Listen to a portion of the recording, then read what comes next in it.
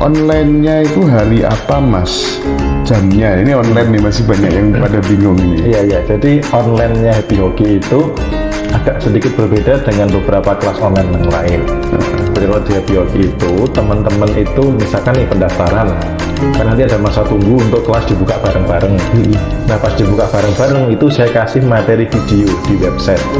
Teman-teman nanti nonton, ada 21 video sampai dengan saya tag video ini. Nanti saya berikan by part, ada part 1 berapa video, part 2 berapa video gitu. Nah saya berikan video itu, baru teman-teman diskusi di grup. Terus nanti sampai part akhir selesai, baru ada Zoom. Jadi bukan buka kelas langsung Zoom, enggak. Nah waktu saat dibuka, teman-teman mau nontonnya bebas. Bebas pagi, siang, sore, malam, itu bebas. Jadi jam menyimak itu bebas, dan video bisa diakses terus sampai kelas berakhir. Jadi tidak lagi ada kendala teman-teman yang wah saya nanti jam segini kerja, saya jam segini nggak bisa, saya juga ada acara. Nah itu teman-teman tidak akan ketinggalan materi karena saya sudah membuat konsep dari beberapa kendala teman-teman yang nggak bisa untuk barengan. Yang sana bisanya pagi, yang sana bisanya siang, yang sana bisanya sore. Nah kalau di Happy Hoki online ini malah bisa akses materi kapanpun, bisa tanya di grup kapanpun. Setelah semua materi video selesai, baru Zoom bareng-bareng. Nah ini ada pertanyaan penting tapi untuk dijawab. Sebenarnya agak nggak teli ya ini. Sesekali spill istrinya dong kayak Coach Santo. Terus urgensinya itu loh apa nyepil istri itu kira-kira. Tapi ada pertanyaan begitu? Ada. Nggak apa-apa. Jadi gini soal istri, saya memang menarik. Tapi istrinya berapa sih? Ada jujur 3, 2, 4. Sebentar, saya sedang menarik. Tadi sempat mau request Mas Indra, tolong nanti tanyakan ini. Ternyata ada yang nanya, jadi saya terima kasih banget. Ini namanya Mbak Nova Rani namanya.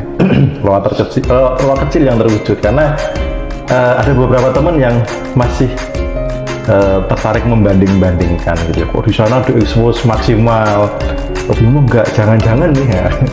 Jadi saya itu istri di medsos pun tidak muncul karena memang dia sangat introvert dan saya sangat menghargai itu.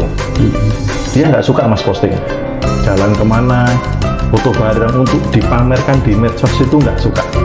Jadi bukan tipe orang yang harus apa-apa dilaporkan orang lain. Betul gitu. Pernah waktu itu juga ada yang nanya, Mas Bimo ada perasaan lain yang dijaga ya? Banyak kalau yang dijaga ya, kalau nggak ada ya saya ngomongnya sembarangan. Ya, mikirnya gitu ya. Ya, tapi ya karena saya juga belajar lah, sudah melampaui 175 di vibrasi ya, orang mau berkata apa bebas lah. Gitu. Tapi istri memang nyamannya begitu. Bahkan pernah Mas saya foto gitu kan, saya mau upload medsos saya izin gitu. Boleh saya upload medsos? Jangan. Pokoknya keromantisan, keharmonisan itu hanya konsumsi pribadi Mas. Gitu. Jadi tidak untuk dipamerkan di umum, dan itu saya juga sangat menghargai beliau. Gitu ya. Resikonya jadi coach ya, gitu ya. Istri nggak muncul di kamera aja ditanyakan gitu ya. Iya, tapi semuanya baik-baik saja. Kayak ya tadi habis main bola lah, tadi siang habis main bola gitu. Saya kira masih berjaga malah kan ya. Ini belajar dia jangan-jangan. Oke, nggak apa-apa loh kalau ada yang mau dengan Om Bimo, sikat lah wes, sudah masalah bos. Yang penting diatur nih bos. Guyon. Aku yakin kalau Mas Bimo tipe setia, itu jangan diperjelas kalau soal itu ya. Kapan-kapan tak uji kesetiaannya. Siap. Oke teman-teman ya. Om, gimana cara ikut circle orang kaya? Caranya mengikuti circle orang kaya itu gimana Om? Yang pertama itu punya kesadaran kaya dulu. Oke. Karena ada hukum semesta yang kemiripan akan menarik kemiripan. Oke. Jadi kalau Anda masih pengeluh, masih rutin ngeluh, masih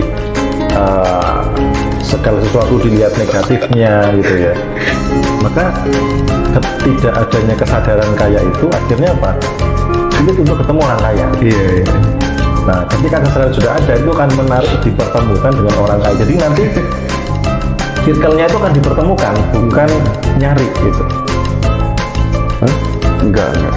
Ini lagu kalian di roasting gitu. Mari ngari roasting Om Bimo, aku di roasting. Oh iya. Hostnya yang nggak pernah spill wajah nih. Iya, spill wajah dan spill istri kan. Bener saya agak ya. Ganti Mas Hendra di Zoom. Mas Hendra senenganin bumboni. Aku nih sama Om Bimo wes kayak dulur teman-teman. Jadi nyantai aku ya, santai. Sama itu loh kemarin ya sama Pak Saiful Karim ya, ayah dulu tuh aku nervous tenan aku disuruh kamu ya, imprint ya. Ditanya, istrinya nggak diajak apa gimana? Iya, kapan-kapan perlu lah. Saya juga tipologi orang yang nggak suka kayak gitu. Iya. Iya. Iya, saya beli mobil, beli rumah, istri, itu nggak ada yang saya expose di media sosial. Saya media sosial untuk cuan. Ya sesekali ya. Jadi kalau pas lagi kumpul sama anak-anak itu bikin story apa. Itu memang hobinya saya nggak suka sebenarnya kayak story apa kayak gitu.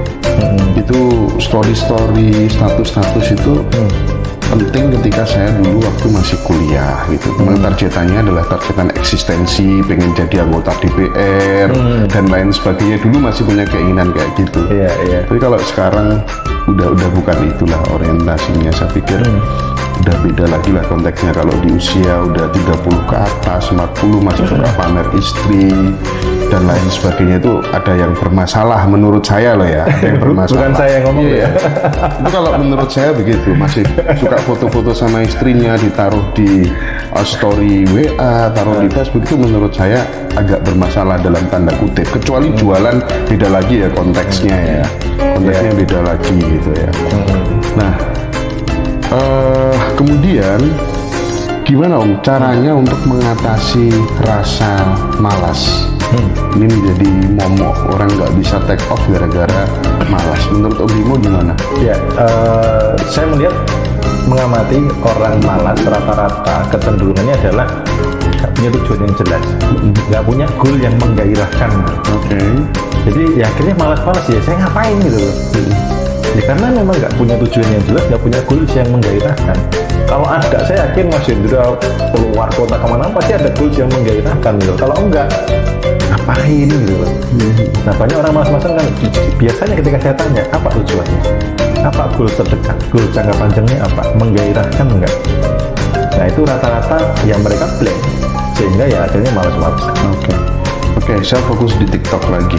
Om Bimo gimana cara nanggapi orang tua yang suka ngeluh? Gimana Om? Ya, jangan ikutan yang pertama. Satu, jangan ikutan. Yang kedua, jangan didengarkan. Lalu balik dengan bersyukur. Karena saya dulu juga begitu ya. Ibu saya nggak cuman masih ditambah lagi kekhawatirannya tinggi. Tapi ketika kita sibuk memperbaiki diri, pancaran auranya berbeda, vibrasinya berbeda, cara ngomongnya beda, lebih sering bersyukur, mereka akan ikut ke bawah. Oke, itu jadi tidak langsung dinasihati langsung. Tahu nggak sih bahwa mengeluh itu menarik penderitaan, kita harus bersyukur, itu nggak bisa. Iya. Itu tetap natural nanti, itu ada jalan. Pertanyaan selanjutnya, saat kemudian ada orang nggak suka sama kita, kadang kita dibully, di roasting, ya, dicaci maki gitu ya. Apa fungsinya kekuatan the power of bodo amat gitu ya? Kayak orang kayak saya gitu ya, mau dibully kayak apa aja tuh, sorry ya, gak ngefek gitu. Nah itu apa Om? The power of bodo amat tuh gak ngurusi, kayak orang Jawa gagas gitu kayak gitu. Itu tuh apa? Apa pentingnya kita punya prinsip kesadaran kayak gitu? Ya, jadi kalau di vibrasi itu ada levelnya 175. Skor 175 di dalam itu ada kesombongan, ada mengejar nilai tentang diri. Itu vibrasi force yang paling tinggi itu di situ, Mas.